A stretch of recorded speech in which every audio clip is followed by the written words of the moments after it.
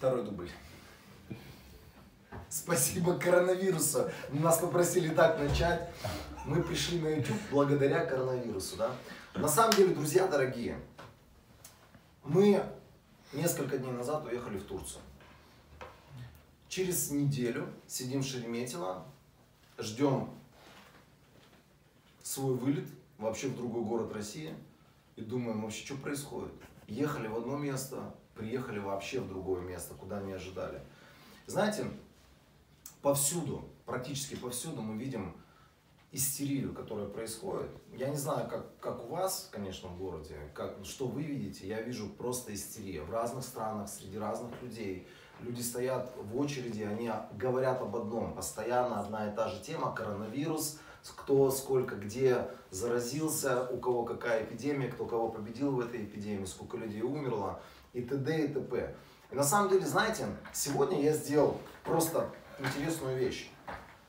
Я залез в наш великий интернет, достал статистику людей, которые умирают ежегодно от гриппа. Как вы думаете, сколько людей ежегодно умирает от гриппа? Я знаю точно. Сколько? 650 тысяч. 650 тысяч. И знаете, когда я услышал первый раз статистику, которую сказали представители ВОЗ, они сказали, что примерно от 1/3 до 2/3 населения всего земного шара должно переболеть коронавирусом. И около полумиллиарда людей должно умереть. И когда ты не знаешь статистики происходящего вокруг, тебе кажется, это какая-то вообще сумасшедшая цифра, что-то такое в голову не помещающееся. На самом деле, вот то, что происходит сейчас, это пока что даже не сравнится с ежегодной эпидемией гриппа, на которую мы вообще не обращаем внимания. Кто когда-нибудь болел гриппом? Мы ежегодно практически многие болеем, мы даже на это внимание не обращаем. Но сейчас происходит какая-то невероятная вещь. В воздухе повисла атмосфера, которую нагнетают из духовного мира. И эта атмосфера называется страх и паника. Люди делают просто невероятные вещи. Они скупают все, что видят там в магазинах, они тащат это все в дом, непонятно зачем. И у всех на устах страх. Люди просто запуганы. Люди находятся в каком-то ужасе. И знаете, вчера мы, например, ходили по магазинам, и ты берешься за ручку. И ты думаешь, а какие люди до этого брались за эту ручку. У тебя в голове происходят определенные процессы. Эти процессы запущены страхом. Если раньше ты, например, даже и не думал, кто до этого пользовался стаканом, какие губы прикасались, какие руки прикасались, теперь ты просто видишь, ты уже там, у тебя зрение духовное открывается, ты видишь все эти вирусы, которые облепили, ты думаешь, надо с этой стороны пить, где люди не прикасались губами. Знаете, что происходит сейчас? Из духовного мира в мир физически высвобождена очень мощная сила под названием страх. И у дьявола есть 3 самых главных оружия. Это страх, сомнение и неверие. Сейчас этот страх, он парализовал многие. Вот послушайте, люди, они парализованы сегодня этим страхом. У людей паника в голове. Люди, все, что они думают, они включают телевизор, смотрят на то, что происходит там в Италии, в Соединенных Штатах, и у них паника. Они боятся выходить, они боятся с кем-то здороваться. Дошло до того, что ты находишься, я, например, находился в Турции, наблюдал за этой просто прикольной картиной. Турки, которые любят обниматься, целоваться, там они любят как-то вот этот вот близкий физический контакт, когда они встречаются друг с другом. Они знаете, как здороваются? И единственное, что я замечал, единственный контакт, который у них происходил, они локтями здороваются. Люди в страхе, у людей паника, у людей ужас. И знаете, я хочу заявить сегодня одну потрясающую вещь. Я вообще не болею гриппом. И не потому, что я крутой. И не потому, что у меня иммунитет, как у слона, и там меня ничего не берет. И потому что однажды я получил величайшее откровение. Я хочу сегодня поделиться этим откровением со всеми людьми, которые здесь меня слушают, которые услышат в WhatsApp, которые увидят в YouTube. Я хочу поделиться одним огромным откровением. Вирус – это вещь духовная. Эта вещь, она тоже невидимая, но она приходит из духовного мира, и она действует на духовном уровне. Я объясню, что это такое. 25 лет назад я учился в одной библейской школе, и у нас поголовно вся наша библейская школа заразилась гриппом. Практически болели все. И я помню, тогда пришел один служитель, он стал объяснять. И он стал говорить такую потрясающую вещь. Он начал просто объяснять механизм работы вот этих вот вирусов, с которыми мы сталкиваемся. Грипп, коронавирус, неважно, как бы он ни назывался. Он говорит, когда к тебе приходит вирус, он ничего не может сделать до тех пор, пока ты вот здесь, в голове, не согласишься с ним. Пока ты вот здесь, в голове, не откроешь для него дверь и не примешь его влияние. Как это происходит? Если вы вспомните Матфея 4 главу, то, что было у Иисуса Христа, когда пришел Искуситель, он начал его искушать. Каким образом это происходит? Он же не пришел к нему, знаете, он там не подсел к нему в пустыне рядышком и не сказал: брателла, это я, дьявол, я сейчас буду тебя искушать.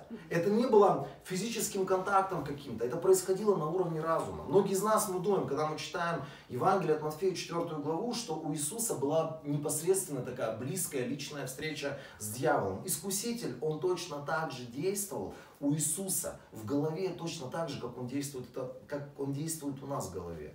Он пришел на уровне мозга к нему, и он начал ему говорить: если ты Сын Божий, а он проголодался, тогда прикажи вот этим хлебам, или тогда встань там туда, или тогда сделай вот это. Он начал с ним общаться вот здесь.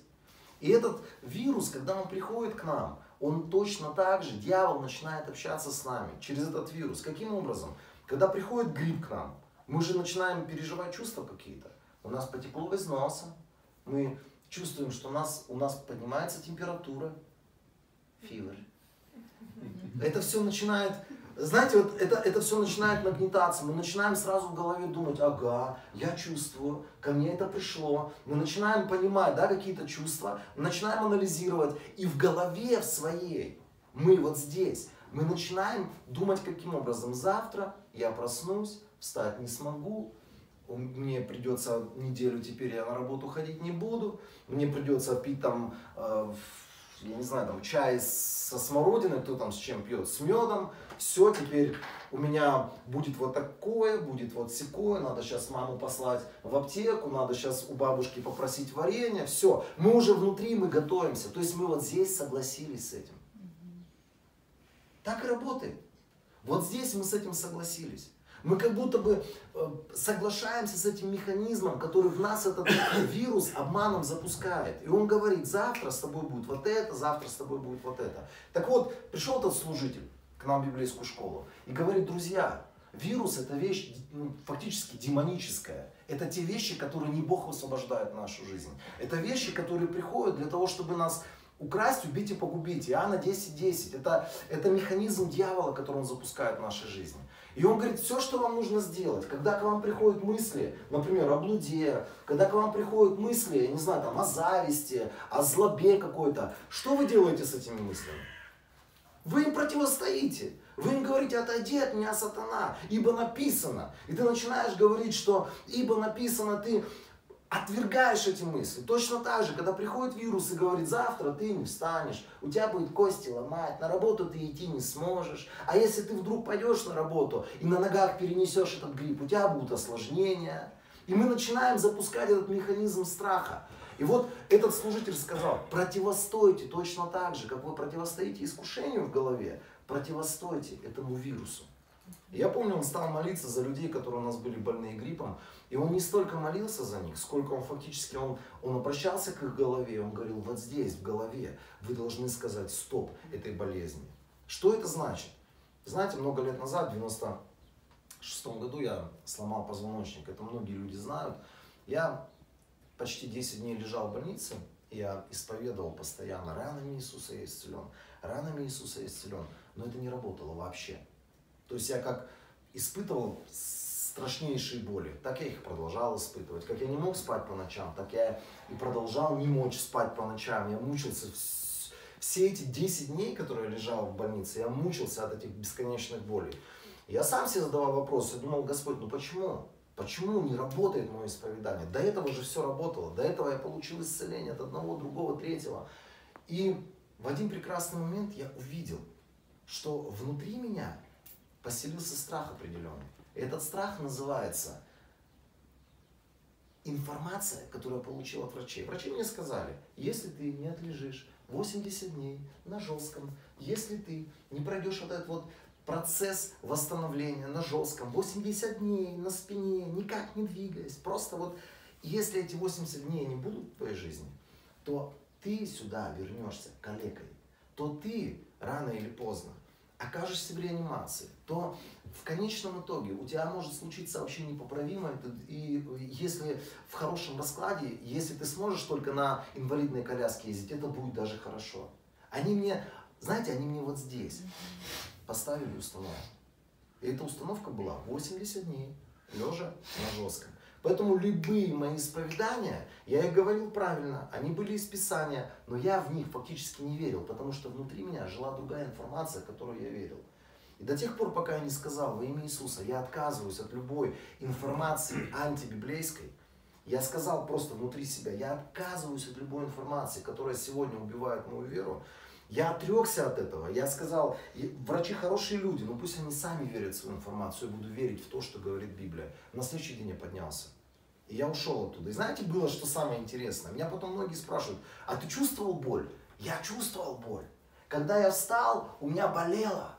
Но я сказал, независимо от этой боли, я знаю то, что произошло уже в духовном мире.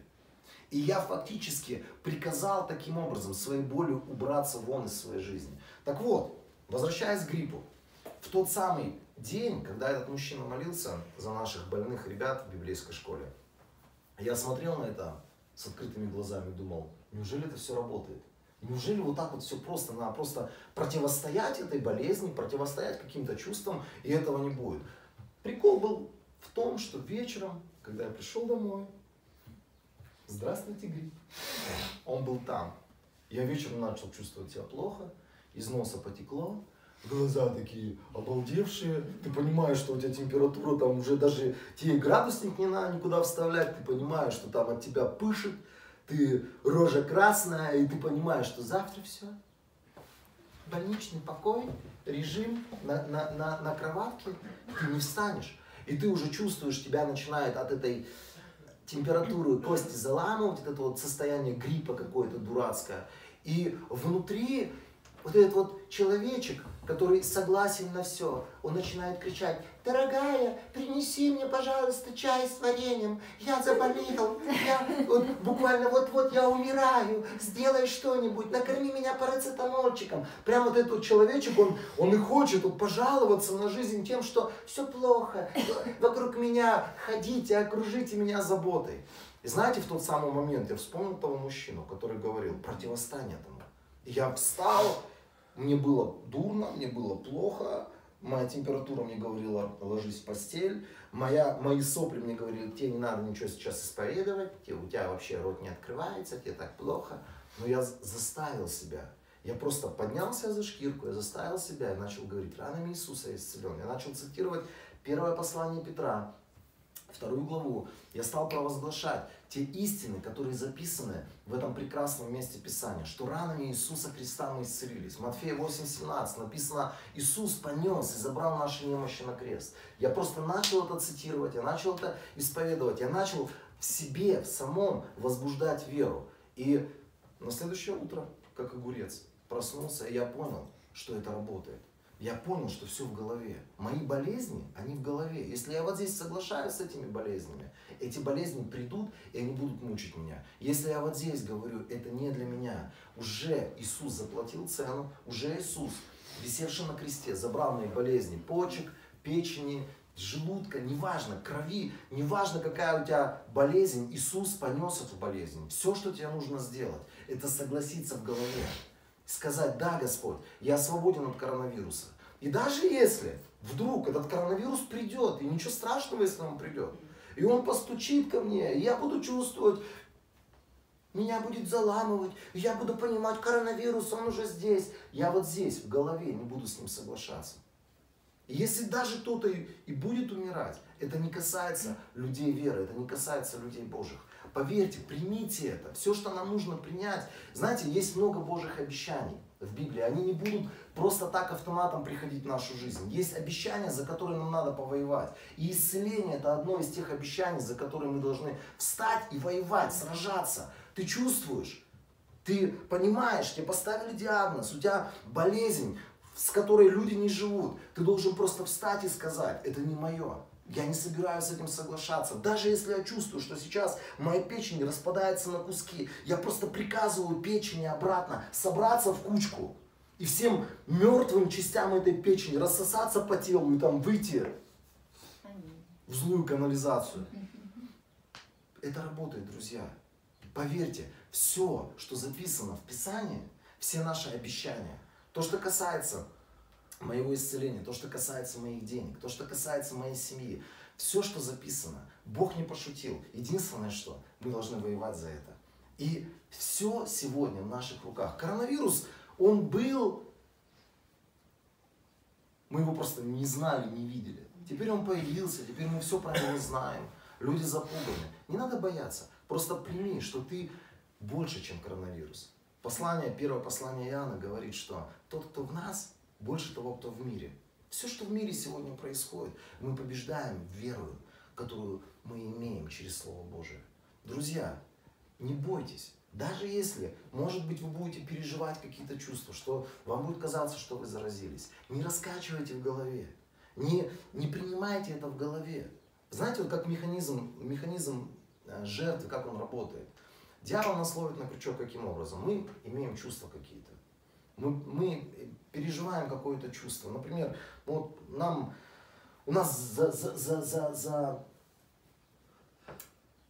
заболело что-то. Там что-то вот мы чувствуем, что-то вот там происходит.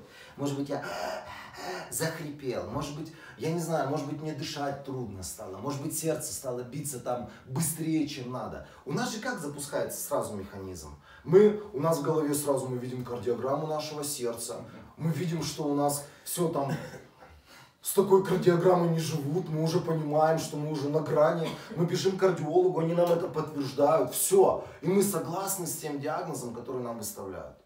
Нам говорят, вот такой диагноз, может быть, еще полгодика поживете. И все, я калека, я в голове. Калекой мы становимся в голове, больными мы становимся в голове. Когда есть у тебя чувства, не надо вестись на чувства, надо взять истину Писания, надо взять то, что говорит Слово Божие, и сказать этим чувствам Писания. Приказать им, этим чувствам, восстановиться на основании Писания. Знаете, когда Иисус проголодался, Он был голодный. И дьявол говорит, что проголодался? Да, проголодался. Ну все, тогда, если ты Сын Божий, вот просто прикажи хлебам. Он начал его искушать на вот этой вот, знаете, на вот этих вот чувствах, на каких-то переживаниях, которые были у Иисуса. Дьяволу не надо ничего нового выдумывать. Мы какие-то вещи переживаем. Он на основании этих переживаний приходит и начинает нас на основании этих переживаний искушать. Лишь бы мы согласились с ним, с его ложью. Друзья, коронавирус – это реальность. Но самая главная реальность для святых Божьих – это то, что записано в Писании.